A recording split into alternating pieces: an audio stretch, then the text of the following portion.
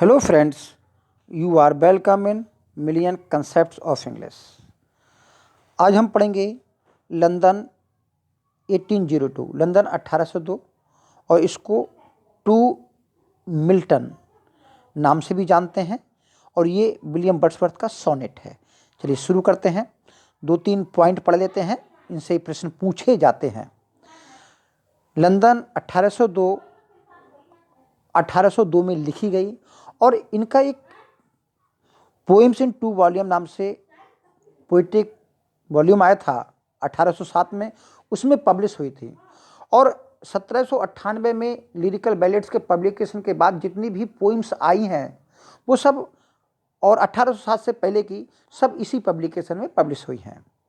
और ये एक पेट्राकन सोनेट है और with A rhyming scheme of AB, CDD और EC। तो आप जानते हैं कि पेट्राकन सोनेट की जो स्ट्रक्चर होता है उसमें ऑक्टेव और सस्टेट 2 भाग में डिवाइड होता है। ऑक्टेव में एक क्वेश्चन को क्रिएट किया जाता है और सस्टेट में उस क्वेश्चन का जो है सॉल्यूशन दिया जाता है। इस पोएम को सेकंड पर्सन में एड्रेस करके लिखा गया है और ये एड्रेस की गई है जॉन मिल्टन को।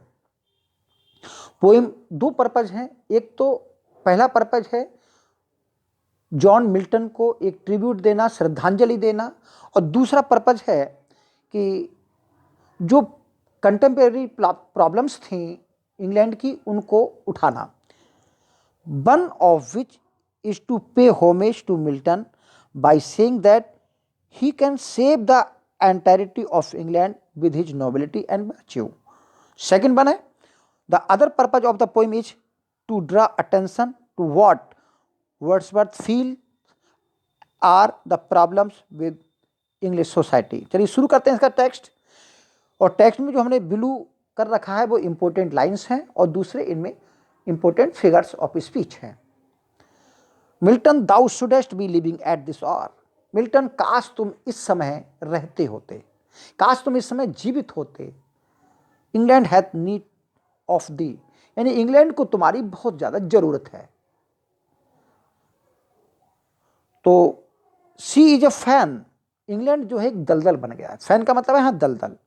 ऑफ स्टेगनेंट वाटर, स्टेगनेंट मतलब जिस वाटर में फ्लो नहीं होता है, ठहरे हुए पानी का।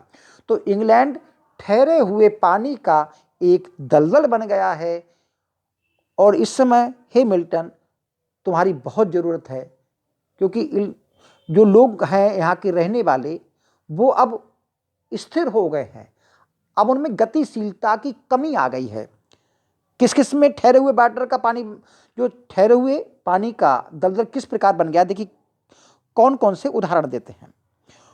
यहाँ पर जो फिगर ऑफ स्पीच है वो मेटोनमी है, क्योंकि मेटोनमी जो होता है वो नेम चेंज होता है। Of altar, altar, sword, pen, fireside, the heroic wealth of hall and bower have forfeited their ancient English dower of inward happiness.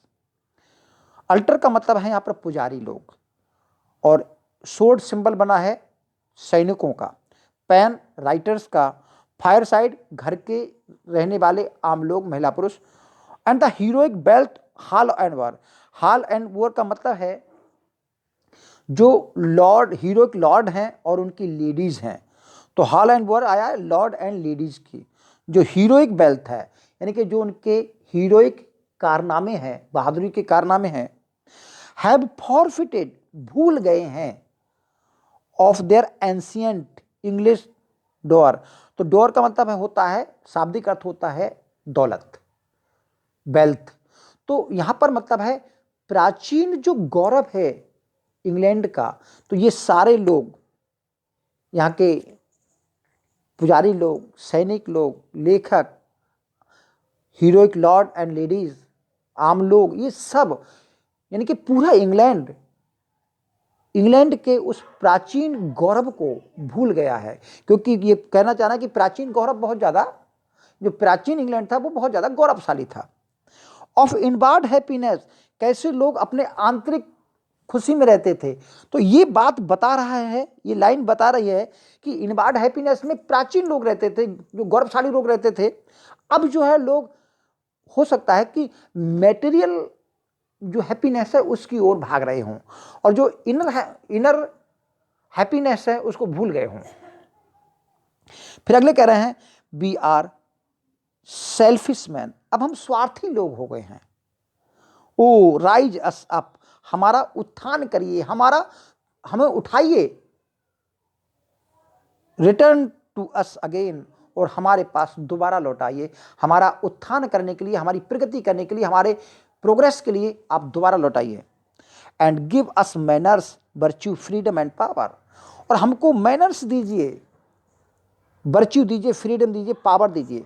तो यहां पर इन शब्दों का क्या यूज है, ये बता रहे हैं कि देखिए, इंग्लैंड जिस समय जॉन मिल्टन थे, तो उस समय उन्होंने प्रोज ट्रैक्ट लिखे थे, और प्रोज ट्रैक्ट काफ़ी कंट्रोवर्सी रहे थे। आप जानते हैं, सब लोग कंट्रोवर्सी रहे थे। सबसे पहले मान लीजिए उन्होंने आपके प्रीलेटिकल ट्रैक्ट लिखे थे, जो कि आपके चर्च के पादरियों के विरुद्ध थे। दूसरे उन्होंने एरियोपेजिटिका लिखा, जो कि फ्रीडम ऑफ प्रेस पे था। टेन्योर ऑफ किंग लिखा, आइकोनोक्लास्ट लिखा। तो ये सारे जो ट्रैक लिखे थे, वो उस समय कंटेम्प्रेरी जो प्रॉब्लम्स थी उनको क्रिएट जो हुई थी, उनको संबोधित करके लिखा था। उन्होंने अपनी आवाज़ को उठाया था। तो यही कारण है कि वो उनकी वर्च्यू के लिए वही वर्च्यू, वही आवाज़, वही साउंड वो प्राप्त करना चाहते हैं। Thy soul was like a star, तुम्हारी जो आत्मा थी मिल्टन, वो तारे की तरह थी। एंड ड्वेल्ट अपार्ट, जो बहुत दूर चमकती थी। फिर वही बात अभी हमने की थी कि उन्होंने प्रोज ट्रैक्ट लिखे थे और समकालीन जो परिस्थितियां थी उन पर आवाज़ उठाई थी। तो कह रहा है thou hadst a voice whose sound was like a sea, तुम्हारी एक ऐसी आवाज़ थी जो समुद्र की तरह थी, यानी कि बहुत दूर दूर तक तुम्हारी आवाज़ सुनी जाती थी। प्योर एज नेक्ड हेवन, और इतनी शुद्ध थी जैसे कि साफ आसमान होता है। मजेस्टिक एंड फ्री, यानी कि काफ़ी राजसी थी, उच्च आवाज़ थी और फ्री थी। So didst thou travel on life's common way, फिर भी तुम, सो डिडस्ट दाउ ट्रेवल, तुम घूमते थे, ऑन लाइफ कॉमन वे, जिस प्रकार आम लोग जीवन जीते हैं। बोले इतना सब होने के बावजूद भी तुम्हारा जो जीवन था वो काफ़ी सादा था, सिंपल था। इन चीयरफुल गॉडलीनेस, प्रसन्नता से तुम, गॉडलीनेस माने ईश्वर की देवताओं की तरह, यानी कि तुम्हारे चेहरे पर जो देवताओं की तरह हमेशा प्रसन्नता बनी रहती थी। एंड येट दाई हार्ट, फिर भी, यानी कि कहने का मतलब है तुम्हारा जो हृदय था बहुत ज़्यादा ऊंचाइयों में था, मैजेस्टिक था। फिर भी yet thy heart the lowliest duties on herself did lay, छोटे से छोटे काम करने को, निम्न से निम्न काम करने को तुम्हारा हृदय तैयार रहता था।